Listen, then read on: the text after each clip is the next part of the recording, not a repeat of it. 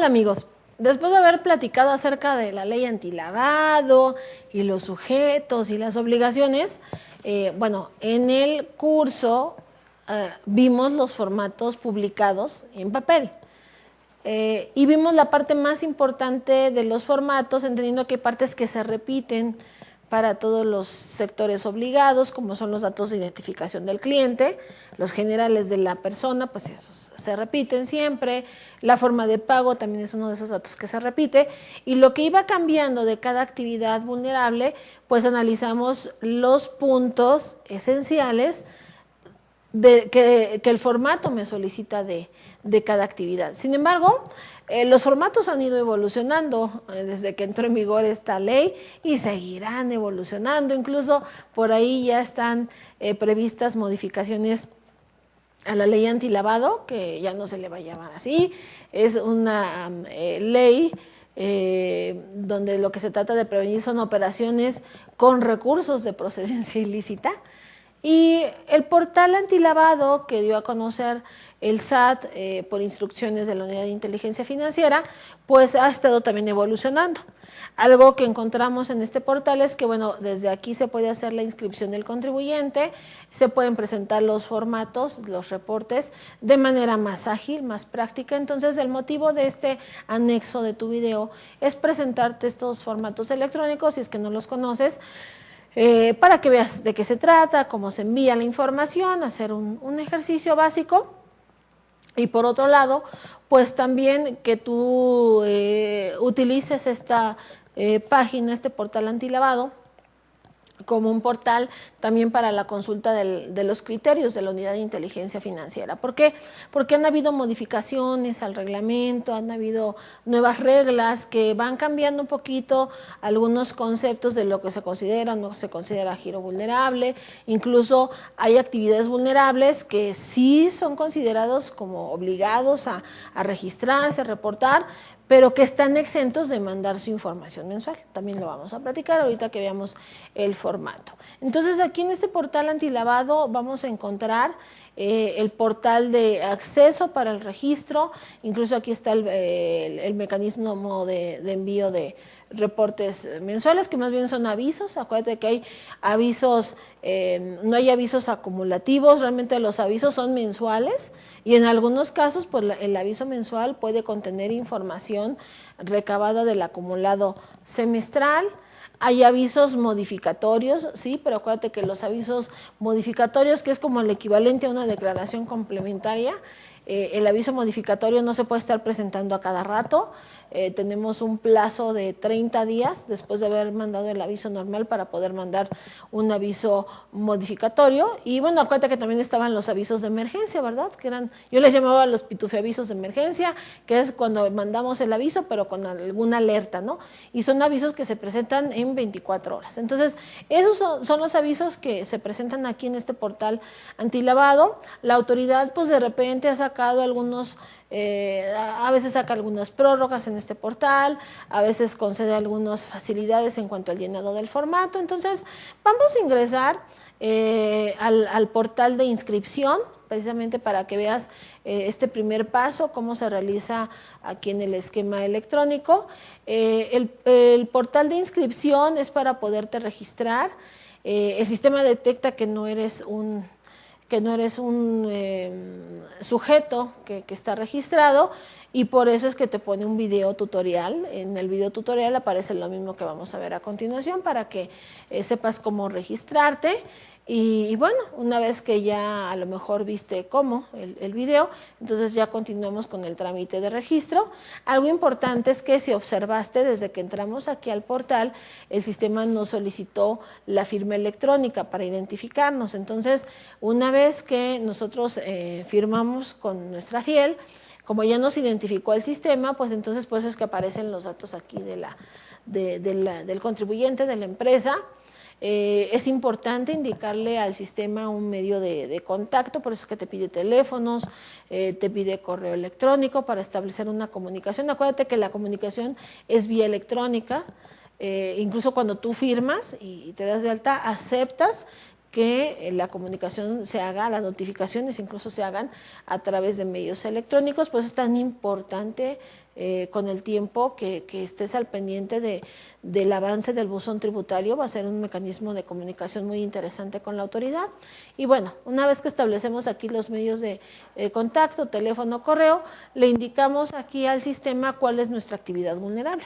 Aquí estamos seleccionando una, porque en este caso, pues esta empresa es una constructora, pero hay contribuyentes que pueden tener más de un giro vulnerable, que pueden tener combinados varias actividades vulnerables, entonces tendrían que dar de alta todas esas actividades. Aquí nos vamos a dar una y te va a preguntar la fecha de la solicitud. Aquí le estamos poniendo, bueno, acuérdate que todo esto comenzó en septiembre del 2013, por eso es que aparece por default esta fecha en el calendario, pero si te inscribes posteriormente, pues entonces seleccionarías aquí tu fecha de inscripción.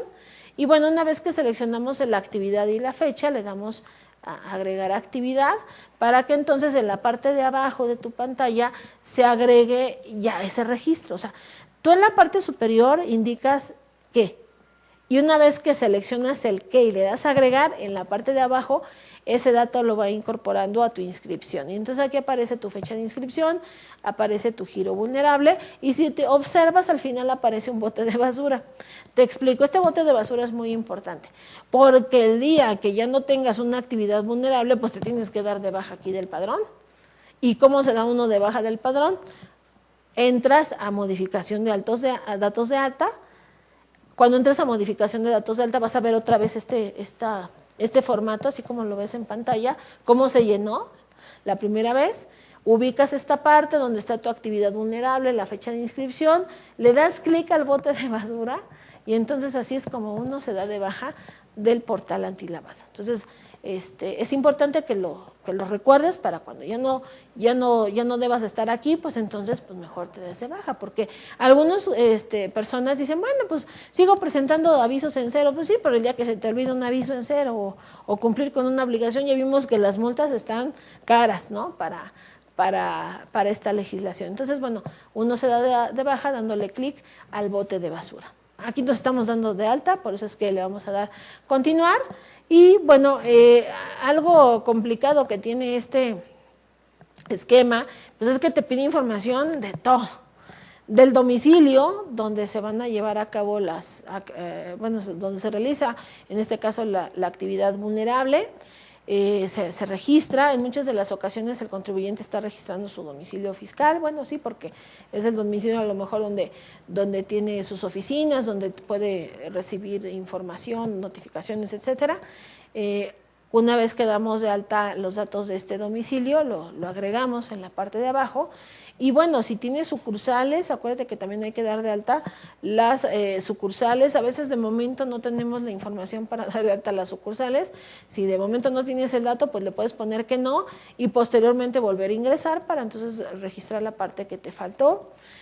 Acuérdate que también hay que dar a conocer los datos de todos los apoderados, incluso también los datos de los socios o accionistas, hablando de personas morales. Por eso es tardado el llenado, porque pues son todos, no es uno, no son dos, son todos.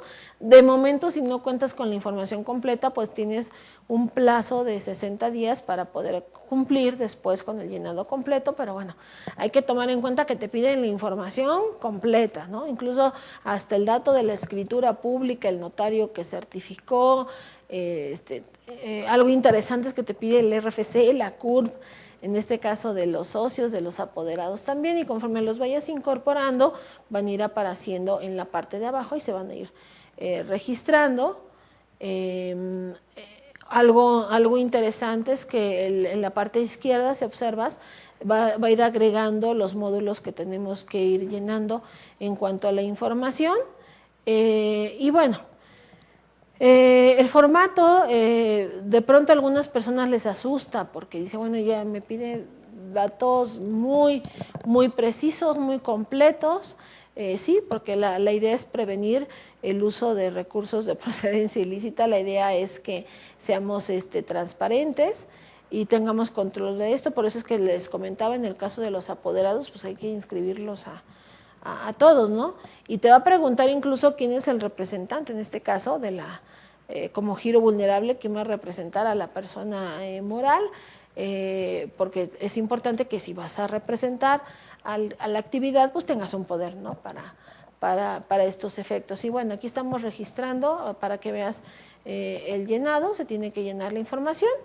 Y bueno, también después te pregunta el dato del beneficiario controlador. En el curso platicamos esta figura, ¿no? Del dueño beneficiario o beneficiario controlador, ¿verdad? Entonces, en el caso de que existiera esta figura, pues también le diríamos que sí al formato para entonces inscribir y llenar los datos. Si no existe alguien que controle o que tenga un beneficio directo o indirecto de esta operación vulnerable, pues entonces le ponemos que no. Y continuamos con el llenado. El chiste es de que al final del llenado el sistema me pregunta, bueno, si estoy consciente de la información que se presentó, etcétera. Le decimos que sí, que nos vamos a inscribir. Al momento ya de inscribirnos nos vuelve a solicitar la firma electrónica. Ahora sí que firmamos electrónicamente y obtenemos un acuse de inscripción. Hay personas que por alguna razón no pueden a lo mejor bajar el acuse de inscripción. No te preocupes, en el módulo más adelante vamos a ver que hay una opción para reimpresión de acuses donde puedes rescatar este aviso de inscripción. Y bueno, una vez que ya estás inscrito, o presentas avisos en ceros, que son más bien avisos sin operaciones, o presentas avisos reportando operaciones con tus clientes. Así de simple, tenemos que estar informando.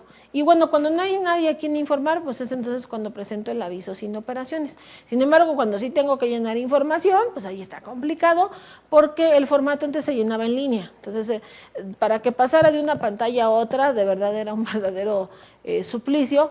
Por eso es que la autoridad ha colgado formatos para cada actividad, formatos en Excel, que son más fáciles de llenar, y esos formatos en Excel lo que hacen es que generan un archivo en XML para que posteriormente se envíe ese archivo XML por el portal antilavado. Entonces, vamos a ver uno sencillito, porque la idea es que veas cómo se hace el envío, que es el de arrendamiento, ¿no? Era de las actividades más sencillas, ¿verdad? Del curso que tocamos, y digo más sencillas porque pues no hay tantos que reportar, no es como por ejemplo, no sé, los modelos electrónicos o los que venden autos, ¿no? Que ahí sí se les puede juntar un número importante de clientes, no, aquí generalmente son pocos. Y bueno, lo que ocurre con este formato es que si observamos, le agregaron un espacio para indicar si somos de esos contribuyentes que somos un giro vulnerable, sí tenemos que reportar información, pero nos encontramos exentos de presentar el aviso. ¿Por qué? Porque si te encuentras exento de presentar el aviso, porque a lo mejor eres un arrendador y si rebasas el tope, los topes que vimos en el curso, pero la renta te la pagan a través del sistema financiero, pues estás exento de presentar el aviso. Pero hay gente que entiende que está exento de presentar el aviso con que no hace nada. No, sí te tienes que registrar. Lo que pasa es que en el aviso le vas a marcar la opción que viene en la parte superior derecha de tu formato, donde estamos dentro de esta modificación a las reglas para indicar que estamos, sí vamos a mandar el aviso, pero como estamos exentos, pues prácticamente no le vamos a llenar toda la información porque nos están pagando la renta a través del sistema financiero. Si no es el caso, pues entonces sí tenemos que llenar el dato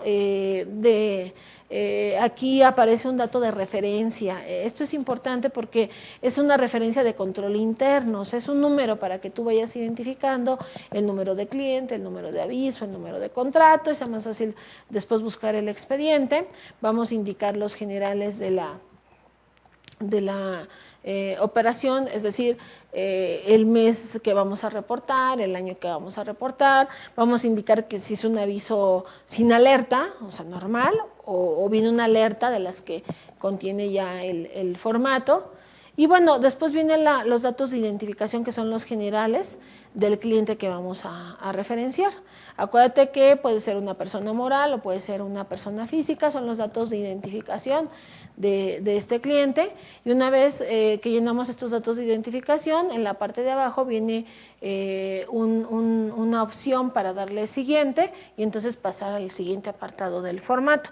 Algo importante es que Si observamos, nos solicita datos de RFC, de CURP. Antes este formato, si no le poníamos el RFC y la CURP, no nos dejaba pasar. Ahora es indistinto, o sea, posiblemente puedas entregar uno o el otro dato si es que no los tienes completos, sobre todo porque, por ejemplo, en el caso de enajenación de autos, hay personas que no están inscritas al RFC, a lo mejor adquieren un vehículo, pero pues también te dejan el vehículo usado para dejarlo como, venderlo ahí y dejarlo como enganche.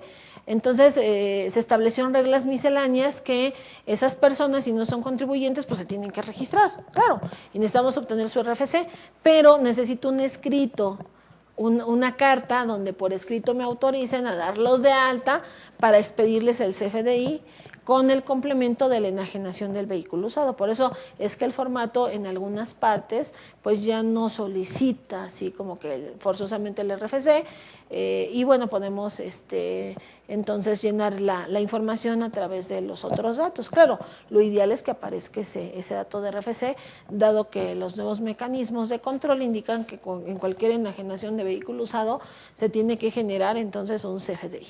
Pero bueno, lo pongo como por ejemplo porque bueno, se supone que si tienes la información aquí del ciudadano, como va mucha información personal de la fecha de nacimiento, la CURP, pues ya con eso la autoridad incluso tendría elementos para poderlos controlar o incluso hasta registrar. Entonces, una vez que llenamos los datos de identificación en este caso del cliente y los datos del encabezado del aviso, al darle siguiente aparece otra ventana para indicar si por ahí hay un beneficiario controlador. Acuérdate que esta figura se da en los clientes, pero también se da en quien realiza la actividad vulnerable. Por eso lo vimos también en el dato de la inscripción. En dado caso de que no estuviera ahí un cerebro maquiavélico detrás de la operación, como comentábamos en el curso, pues entonces lo dejamos vacío. Si no, le vamos a dar, le vamos a llenar y entonces le vamos a dar siguiente. Posteriormente ya vienen los datos en sí de la operación. Acuérdate que eso sí lo vimos en el curso, pero lo vimos en el formato en papel. Aquí digo, es lo mismo que se vio en el formato en papel aparece de este lado, lo que pasa es que aquí aparece en otra presentación. Tenemos que indicar entonces el dato ya del acto. Acuérdate que hay que informar las rentas pagadas, porque esto se llena con información pues hasta que nos pagan la renta, porque tenemos que indicar el periodo que nos están pagando y tenemos que indicar incluso el método de pago. Por eso es tan importante que la operación esté liquidada, pues para poderlo informar. Aquí estaremos detallando entonces el método de pago, y una vez que terminamos de llenar este formato en Excel, pues entonces ya le vamos a dar aquí guardar el botón negro para que se genere el archivo en XML. Hay personas que cuando abren este formato en Excel dicen que no lo pueden llenar. Sí lo ven, pero no lo pueden llenar. Lo que pasa es que funciona con macros, y entonces si el nivel de la seguridad de tu computadora es muy alto, la macro no va a poder funcionar. Entonces, estate al pendiente, porque aquí en esta parte, abajo donde está la parte del menú de trabajo, aparece cuando abres esta hojita aparece un rengloncito en amarillo que dice que opciones, y entonces tú le dices que te habilite el contenido para que entonces ya te permita llenar la macro con esta información. Entonces guardaríamos el archivo. Realmente no importa tanto el nombre que le pongas al archivo, nomás es que tú identifiques de quién se trata, qué mes estás reportando, etcétera, qué clase de aviso es, para entonces conectarnos nuevamente al portal antilavado y entonces enviar esta declaración. Algo importante es que cuando presentamos los avisos, de alguna manera, si tú quieres presentar el aviso en ceros o el aviso sin operaciones, ese se puede presentar en pantalla, y es sencillo porque pues aparece tu actividad, aparece la fecha, el periodo que vamos a mandar, el mes que vas a reportar, y ya ves que te preguntas si vas a presentarlo con o sin operaciones. Al ponerle sin operaciones, pues prácticamente ya estás mandando el aviso. Aparece aquí un prototipo de acuse donde está indicándote que no hay operaciones por informar, es un aviso. Nosotros los contadores le llamamos aviso en ceros, pero es un aviso sin operaciones, y entonces está el aviso listo pues ya para enviarse. Si se va a enviar, le damos clic en enviar aviso para entonces firmar con nuestra fiel y lo que nos va a dar es un número de folio. Ojo, porque este es un acuse provisional, posteriormente tenemos que entrar para bajar el acuse ya de aceptación, ¿no? de nuestro aviso. Y bueno, y si vamos a mandar un aviso pero con datos o con información, bueno, aquí hay algo muy interesante. Independientemente de los avisos, es muy importante reimprimir los acuses de aceptación, porque hay situaciones donde el aviso lo generas, lo mandas, pero no es procesado por la autoridad. Entonces aquí en reimpresión de acuses podemos ver el estatus de nuestro aviso, si ya fue aceptado, si está procesándose, y si ya fue aceptado, pues podemos reimprimir el acuse de aceptación. Incluso este aviso en ceros también hay un formato en Excel, ahí mismo donde están los formatos para cada actividad, porque bueno, si no lo quieres hacer en línea, porque también luego es complicado con el Java, lo puedes hacer también en Excel y es muy sencillo hacerlo, porque nada más hay que indicar el RFC del contribuyente, la actividad que vas a reportar, el periodo y listo. Aquí estamos llenando realmente ya la información. Igual se genera un archivo en Excel que se traduce después en XML para poder enviarlo. Y bueno, para enviarlo entraríamos a la opción que dice envío masivo de archivos. Lo que hacemos es que al darle clic en envío masivo, el sistema me abre un explorador para buscar ese archivo en XML que generamos del formato que llenamos en Excel. Entonces lo buscas, por eso digo abusado, donde lo guardas en tu computadora, se abre el explorador, buscamos el archivo, una vez que seleccionamos el archivo le vamos a dar a enviar y listo. Así es como enviaríamos entonces los formatos con este esquema. Es un poquito más ágil que enviarlo el formato en el esquema tradicional. Yo lo que te recomiendo es que estés al pendiente del portal antilavado, porque seguramente vamos a ver más evoluciones respecto del llenado y envío de estos formatos.